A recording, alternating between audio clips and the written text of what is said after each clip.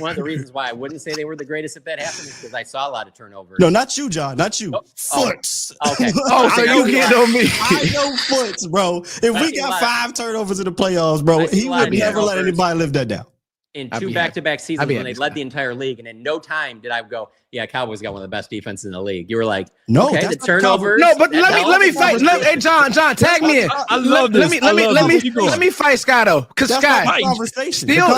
Fight. Go ahead. I'm gonna let you go. The conversation is I watched a Dan Quinn led defense in Washington with a lesser roster get 5 turnovers against one of the best offenses. When has the Cowboys defense done that under any coordinator? But we had Dan Quinn and he didn't do under any coordinator. It's feast of famine with Dan Quinn. But let me and that's why I said a very high opportunity, but it gets crazy. Here's what I'm saying. John could tell you, Scott, I've been banging this point home about Ben because I was really watching him. And John, what didn't I say? Ben got cute in that playoff game. That's not, you're right though, still. He definitely did get the turnovers. He did. But you run a reverse pass or whatever you try to do and it gets picked. You do some of that stuff. He coached right into Dan Quinn's hands.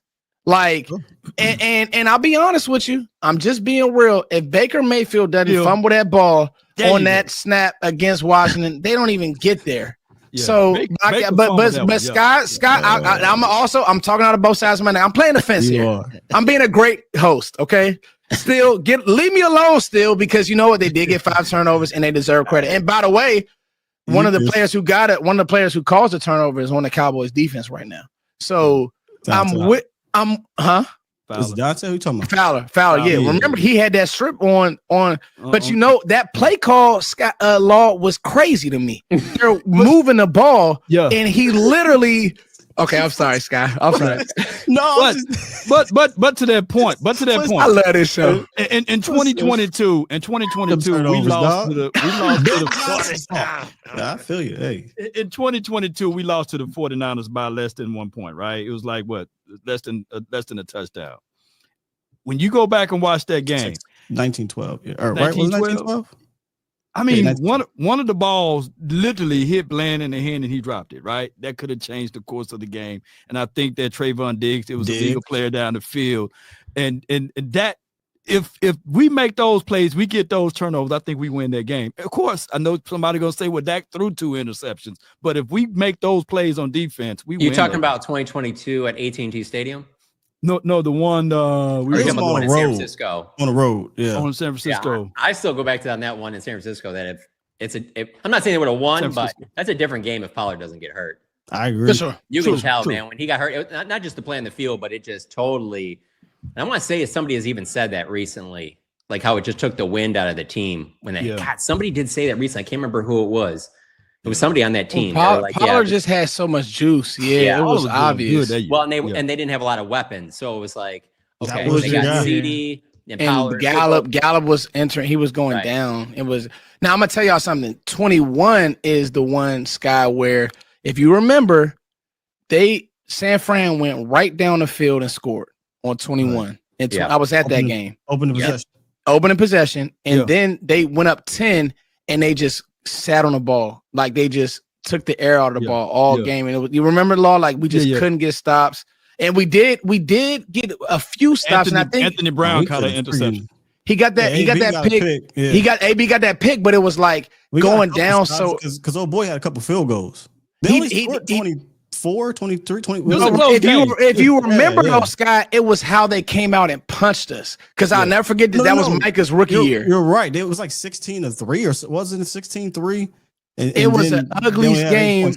I'll never forget Brandon Ayuk cracked back in Micah. And that's when they were like, remember they were fighting but they ended up scoring, and Micah and Ayuk were in each other's face. And I'm like, Micah, he was a younger player at that point. Sanders end around where they broke tackles and scored a touchdown.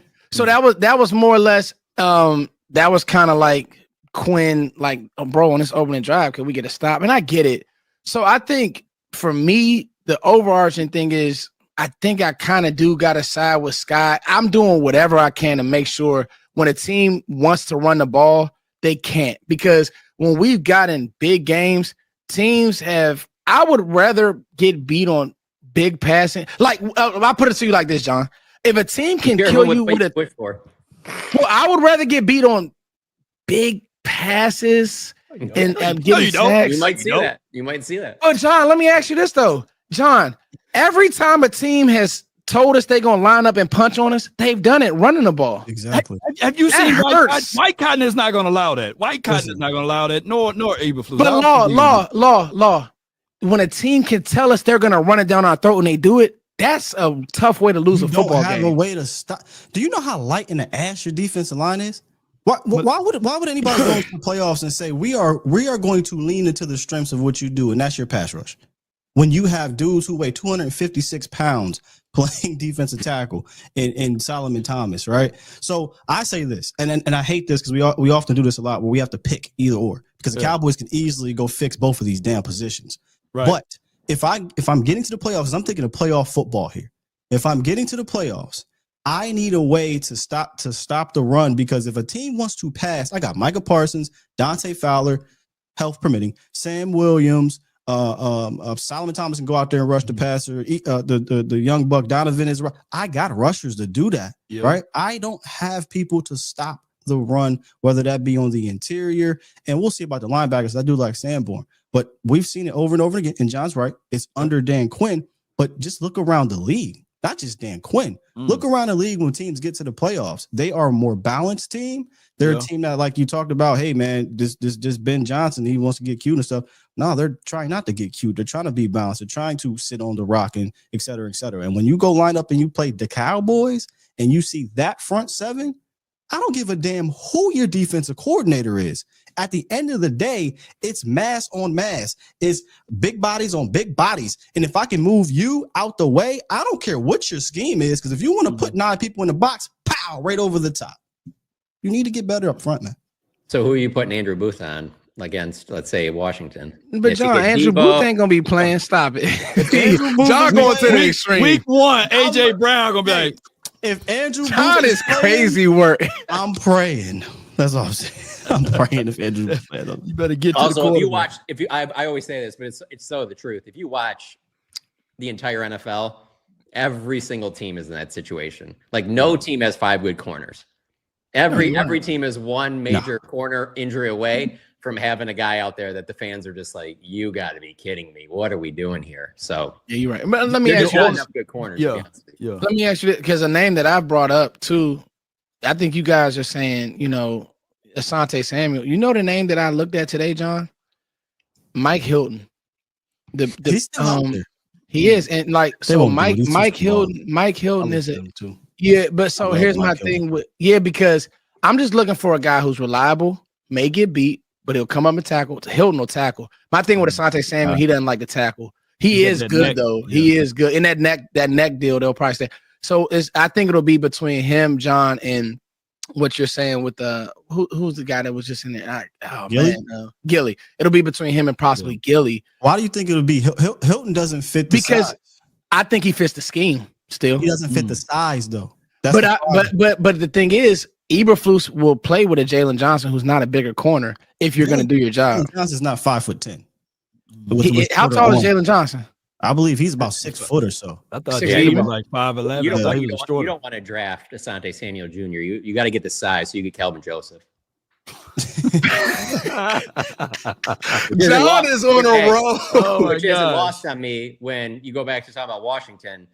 Like that Mikey Sanders still is a good player. Damn good, and he's not a big corner. You know what happened, John? And Scott, I'll tell you this. I had a feeling Kelvin wasn't gonna hit. I said that when we drafted. I didn't. Man, but a lot of people are nervous about that was But you know what we need, guys?